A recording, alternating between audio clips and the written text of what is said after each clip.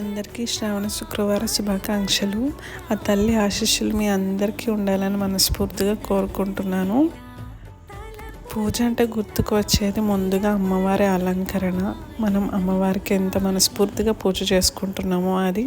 తర్వాత ఇంటికి వచ్చే ముత్తైదువులు, ఇంటికి వెళ్ళి పసుబొట్టుకి పిలుస్తాం కదా.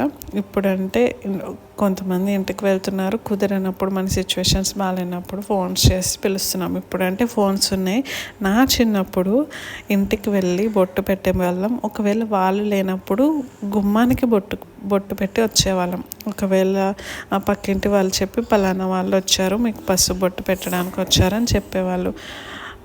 గుమ్మానికి పెట్టారు కదా, మనం ఎందుకు వెళ్ళాలి, మనిషికి చెప్పలేదు కదా అని అనుకునే వాళ్ళు కాదు. పసుపు బొట్టుకి అంత ప్రాధాన్యత ఉండేది కాదు, ఉంది, ఇప్పటికీ కూడా ఉంది.